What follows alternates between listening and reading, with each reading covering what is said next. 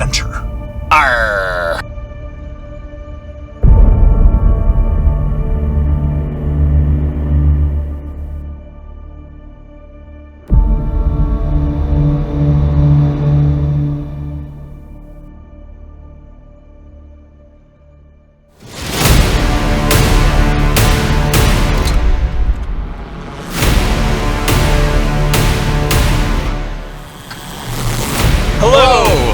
Welcome to Bad at Board Games.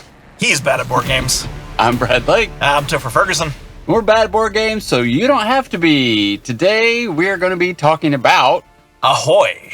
Ahoy, matey! Yes, Ahoy. Fantastic game. Just came out. I'm so glad you went to Gen Con and bought it. Yeah, so I could play it. It was a surprise at Gen Con. They didn't announce it at all, and picked one up. Yeah. So we thought we'd give you our... We're going to go through it as a review, just to tell you what our thoughts are. Kind of first impression review. First person out always gets a little bit more clicks, so we're baiting ourselves to the internet. Well, but we played it. I was going to say we've also been playing it quite a bit too. So there is that. It's kind of it's been on the table quite a bit. So we will give you our thoughts. Yeah.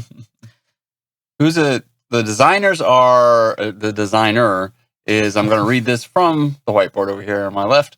Greg Loring Albright. And the art is the same person who did Root, which is Kyle Farron.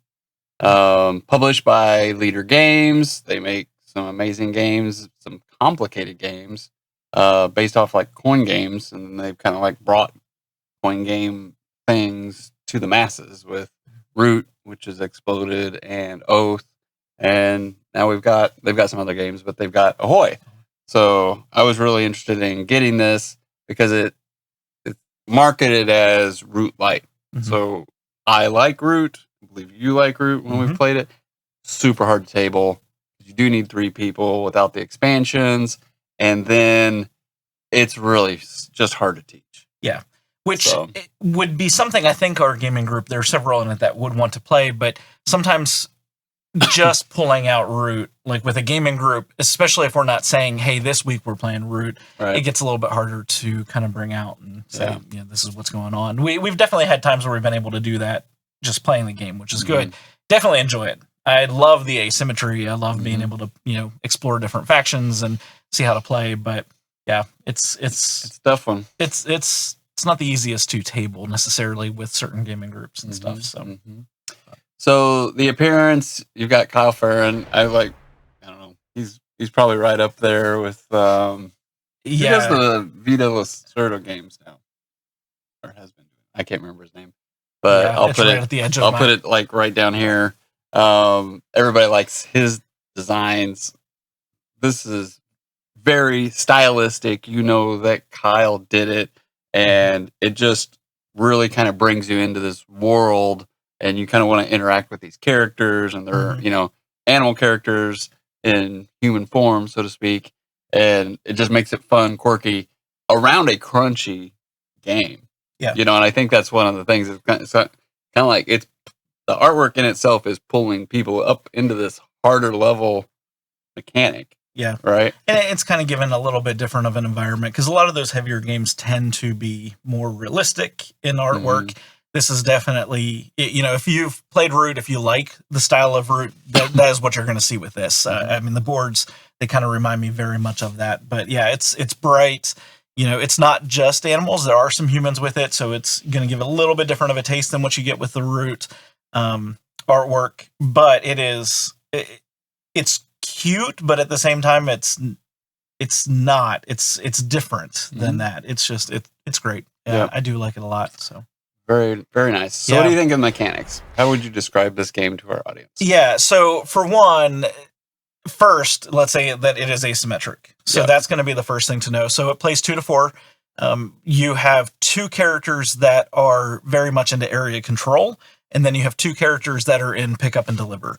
So those are the kind of leading mechanics that you're going to notice with it. You do have a little bit of exploration. You are exploring and getting new tiles that are popping up as you play throughout the game to build the board out. So you have a little bit of the exploration. By and large, asymmetry is going to be the biggest thing you'll notice, and then the area control and the pick up deliver mechanics. Those are the largest gleaming mechanics in the game. Yeah, and so when you're just playing 2 players, and I think that's one of the nice things about this is you can just play 2. You're always going to be the Bluefin Squadron, which is the Sharks, or the Mollusk Unions, the Mollusks. But as you play this, and then you bring in the other 2 factions, which are the Scoundrels, pirates, so to speak, they increase the area control. So when you're playing 2 players, you get to pick one zone and increase it. But when the Scoundrels are there and when they do their pickup and deliver movements, they're changing the value of the area control depending on where they're going. Yeah. So, and what Brad's talking about is in each of the individual tiles, which is a region, the region has 4 areas on it. In the middle of it, you're going to see a dice. And that die, when you explore that tile, is going to be set at 1, which means if you have control of that region, you'll have 1 point. But as the game progresses, those die start to increase in value. So automatically, you start to see, your 1 area control in 1 area be worth 2, 3, 4, 5, even upwards of 6 points. And especially as you get to those higher values, now you're adding a lot more battle into it because you are really trying to get after those points. The game is a race to 30 points. So as soon as you hit 30 points, at the end of that round, the game's going to end. So you want to make sure that you are getting the points as quickly as possible, especially when playing in 3 and 4 players, I would say, because with that, we noticed, like, for example, you were playing Scoundrels, that Ashby and I were both playing these factions that are area control, and we were doing our own race, and then all of a sudden here comes Brad, just with his ability. So you do have to fight to get those points pretty quickly as we go. So yep. So kind of our stories. So over the course of, I've played the Mollusks twice. I haven't been able to play the Bluefin Shark Squadron yet, but I did play the Scoundrel and the Mollusks. Mollusks are the harder, I think, of all 3 factions. So you're placing your mollusks out on the island, and you don't just have a bank of them. You have to go from your bank to your board to make them ready, and then from your ready board out into the islands. So that extra step makes them more complicated. And then they have a deck of cards, which they're going to get 2, which are kind of powerful, but you're only starting out with 2, and then you get 2 every turn. And you may or may not be able to use them as you go. So kind of as I was playing them, I have lost both times with the mollusks, but it's, your fight, with the Bluefin Squadrons, they're attacking, and you're not set up to really be an attacker. So you're kind of trying to bob and weave a bit. And so it does take a more strategic mind. And I'm honestly I'm probably never going to be the best at them. I may never win at them. Toph got second, and I barely beat him with the pick up and deliver guys. So he had this nice thing going. But I think if the Sharks aren't keeping the mollusks in check, yes, they can run away with it. Yeah, and both the Sharks and the mollusks have this ability to do the area control in different ways. The mollusks definitely are playing more on the islands. They're building up their influence on the islands. I would say it is a little bit more complicated. It plays so well, though. Like, you've got these cards that are adding in some really good mechanics that you have to manage. Do you have enough ability to use them? Do you not? It has more to it. The fact that you have to ready your comrades before you can place them, that is huge. That is something that you have to keep on top of, because as soon as you fail to do that, all of a sudden you cannot gain that influence. You cannot get the area control. The Bluefins played a little bit different. The advantage with Bluefins, you get an extra die, so you get an extra ability every single turn, which is nice. They play very much almost like you're putting out like a battlefield of your squadron. Yeah, you're just trying to populate the whole board. Yeah, and so it's, they can fight more. They do fight more. I don't typically go for the battle side more. I'd rather the other side of play, so a little bit more Cold War style play. That's more my mechanic. I really enjoyed playing the Bluefins. I loved playing the Mollusk Union. They were fantastic. That was fun. That was a lot of fun. And I really enjoyed the pick up and deliver side. Like, I never felt like I was not a part of the game when I was playing the Scoundrels, because I was doing this pick up and deliver, and I don't know. I kind of enjoyed that aspect of it, and you kind of wondered, like, are you going to feel like you're not a part of the game? But I am able to change the values of the board in a way that was like affecting the game. So I'm sitting over here on the sidelines, maybe trying to avoid being in indirect line of fire, if anything, and then just like, oh, I'm going to increase this area. Now they're going to want to fight over that. Or toward the end, I got a card from the market that allowed me to remove his guys from the islands because I wanted to slow his engine down because he was really starting to rack some things up. Yeah. So, I'm going to be playing the Bluefins next, but I liked that pick up and deliver side of it. And I'll be interested to see what it's like when we have 4 people with 2 pick up and deliver guys messing around with the board all the time. And then 2 people kind of fighting over the area control at the same time. I think one thing that's interesting, this one, I don't think, moving from factions, I don't think is going to be overly difficult. Once you play it, you get an idea of what it is. Some of the things I like about this is, like with Root, I feel like... So these are your positives? Well, just kind of my ideas in general. Yeah, like with Root, I felt like I was very set back on several occasions.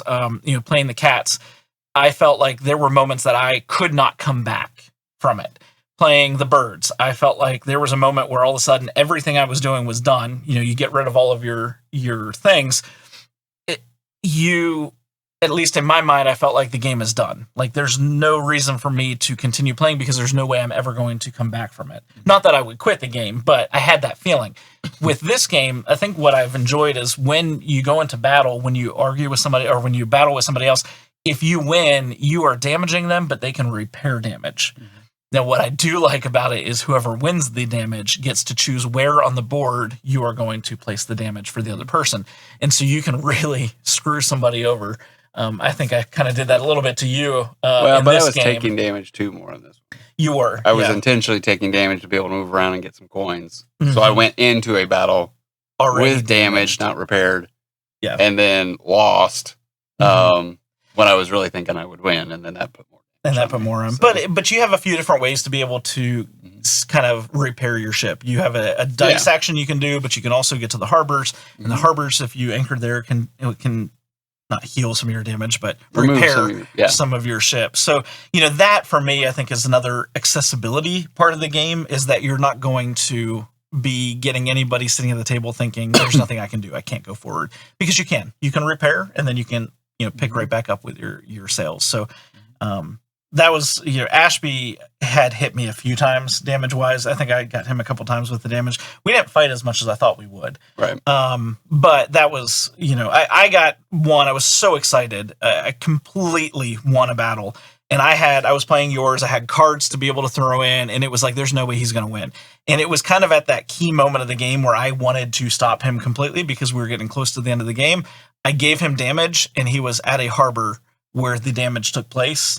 So he entered into it, fought me, I won, and then immediately he was able to heal that damage right back up. And I was like, there it was. Like, I thought I had finally got him, which I did end up coming in second. He came in third. It wasn't like it, changed the outcome of the game that much, but I really did think that was going to be. You thought you were going to paralyze his ship, and it doesn't really happen. And it doesn't happen. Yeah. That's really not how the battles are. Yeah. So things that I like about this that I would say are my positives.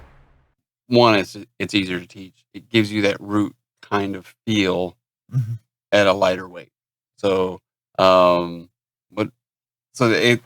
definitely my positive. I've been able to sit here and teach 3 people right now already, and it hasn't been that bad.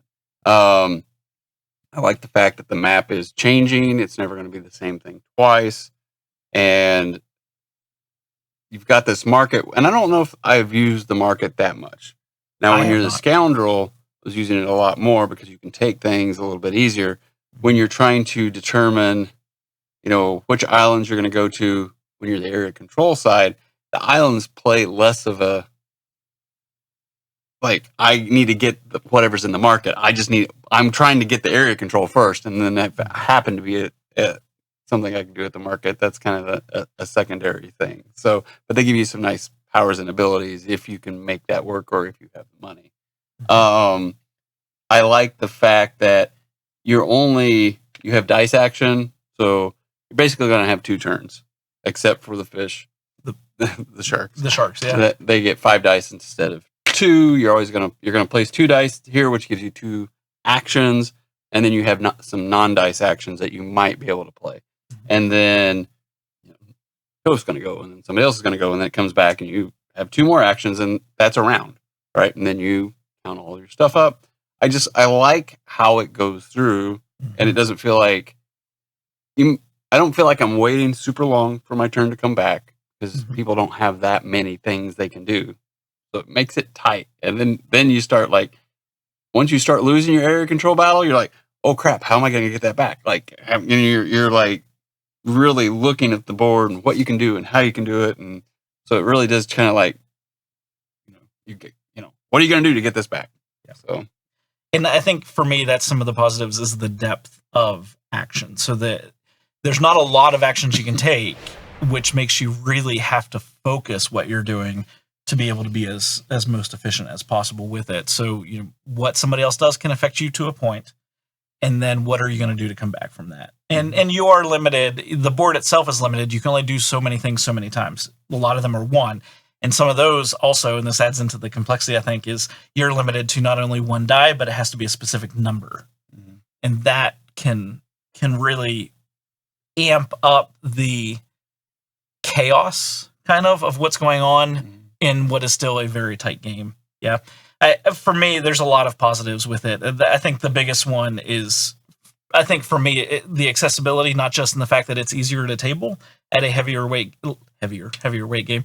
It's easier to table, but also the fact that you're not eliminated. You're never really in that mindset of, I can't do anything else at all. And I think that makes it better for a lot of people who maybe are not ready for something where there is more player elimination, or they don't like it. Like me, I don't like player elimination. I want to have all my friends at the table the whole time playing. So that's my huge positive. Negatives, do you have? Negatives. It's a negative because I kind of want a little bit more to do. And it's probably me and the mollusks strategy doesn't click. Right? I know it clicks for you. It doesn't quite click for me. The other ones are more straight. Doesn't mean I don't like deeper strategy stuff, but I haven't figured out my game plan with the mollusks yet. So I don't know. I can't say that that's a game thing. That's but negatives. I mean, it's not as good as Root. There's a negative. I mean, it isn't. But it is so much easier to table. Like, I will play this 10 times more than I will Root. And I'm talking sit it down at a table, not on an app. Trying to actually get 3 people, 4 people to play a game. So I can table this way more often. So. Yeah, I think for me, and this is speculation more than it actually is currently a negative, is there's only the 4 factions. And there's 2 that are area control, 2 that are pick up and deliver. I'm wondering longevity without expansions, which I'm assuming, I mentioned this a little bit already, I'm assuming there's going to be expansions of this, just like there are with Root. What are the other abilities going to be? What other factions are going to bring new gameplay in? Because if it's only the 4 and we don't have anything else, I think after a while this is going to get samey. Especially playing with the same people, because you have the same type of mechanics with the same people going over. So that I think could be a negative for now. That's absolutely not it. I'm not tired of it. I don't see that coming up anytime soon. But I think this will be something that eventually will need some expansions to be able to add in additional things going on. That's not a negative now. That's not a reason not to buy it. That's just, I can see it taking that approach possibly kind of quickly if you're always playing with the same people. So what's the weight rating on this? We've talked about that compared to Root. Just in general, what's the BGG rating? So BGG is putting it at a 2.8, which is a full step down from Root. So Root is going to be somewhere around a 3.8. So this is a 2.8. And I think that's right. It's not just a medium weight game in terms of 2.5, somewhere in that range. I wouldn't take it out of a playability range for somebody who is a medium weight gamer. Because I think this easily is playable for anybody that's in that medium weight. Ramping them up into harder ones. This is it's not not easy. It's not hard. Yeah, that's exactly right.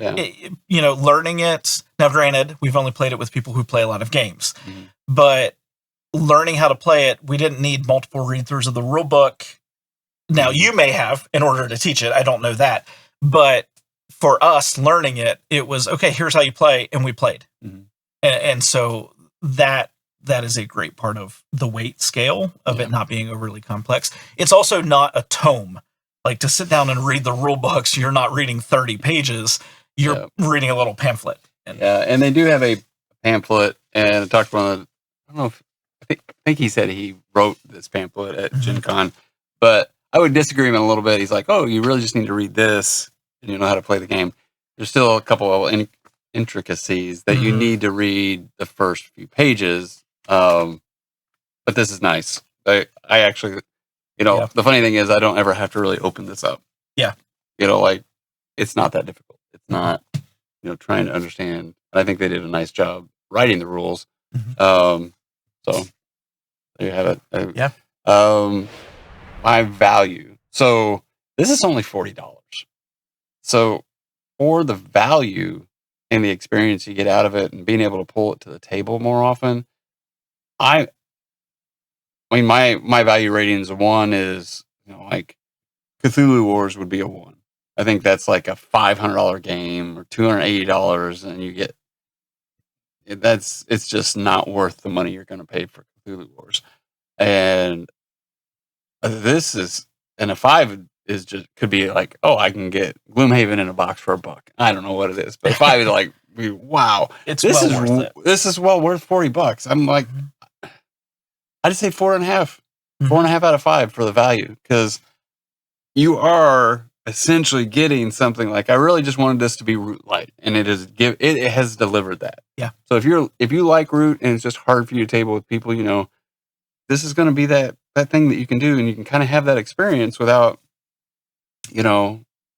feeling like you've compromised. I guess. So Toph, where's your rating? Your BGG 1 through 10. It's a 1, right? Yeah, it's a 1. I've been trying to think, and I overanalyze everything in my mind before I say something. Trying to figure out where I would put this. I actually think I'm going to give it an 8. Really? I was somewhere between 7 and 8 in my thoughts. As of right now, that very much is kind of where I'm putting it at an 8, because it is so accessible. We've had so much fun playing it. It's not a dread. It's not a, oh my gosh, this is another game to learn. Right. It looks great. It's quite enjoyable, and it plays pretty quickly. It plays in like just over an hour. Somewhere around an hour. 45 to 75 minutes. Yeah. So. Yeah. There we go. I just convinced myself. It's an 8. It's an 8. So I am comparing it to Root, and I like Root. So to me, Root's about an 8, and it could be a 9 if I was able to play it more often, but I just can't. So I'm comparing it to that, and it's not as good as that, and so I'm going to give it a 7.5. It is everything I'm glad they came out with this, because Leader Games kept coming out with games like Oath. I'm never going to buy it. I'm never going to be able to find anybody to play it. Like, you need 3 or 4 people to play that. Like, I want to be able to play it. Yeah. Me and him could do it. We'd play it all the time if it played well. But like, it's not like we don't have people that could, but just trying to get them together would be like herding cats. It's just difficult. Yeah. So I can't buy that game, but this for $40, I can buy it. I can have that experience, and I can, enjoy what Leader Games does best with their asymmetry. Yes, please. But still a little bit shy. 7.5. Yeah. I don't know. I don't know where I would place this now, having really thought about this and having been thinking about Root these last couple of days. I don't know if I want to put it much lower than Root. Like, Root is a fantastic game, but when are we going to play it? Like, it's a fantastic game, but yeah, and it may go up for me, but we'll see. It may. But right now, I'm still going to compare it to Root. So 7.5, 8. Those are our rankings. It's horrible. Don't buy it. It's just the worst game ever. Yo, it is $40 for dual layer boards. I paid $40 for my dual layer boards to add on to Terraforming Mars. like it's just Yeah. It completely worth it. Well done, Leader Games. We appreciate coming out with this. It's been enjoyable. Looking forward to it. I hope you've enjoyed this. If you have, hit the like, hit the subscribe, let people know. We're going to continue rolling these things out and sitting here and having fun and playing games. So, believe it or not, we tried to do a playthrough of this, and evidently I'm bad at hitting record on all the things. We'll try to get a gameplay out though, because it is something that obviously we're going to keep playing. Yeah, when you kind of see it, and it's not like we're going to teach you how to play it, but we can talk about how to play it as we go. So it'd make it easier if you want to pick this up and check it out. Yeah, and it's currently on pre-order, so if we can maybe even get that out before the game's release, that might push you over the edge to say, yes, this is definitely something I want to play, or maybe no, this isn't what my gaming group or family or whoever would enjoy playing. But I do think you will enjoy it. I think you definitely will. Awesome. Thank you very much. Have a great day. Bye.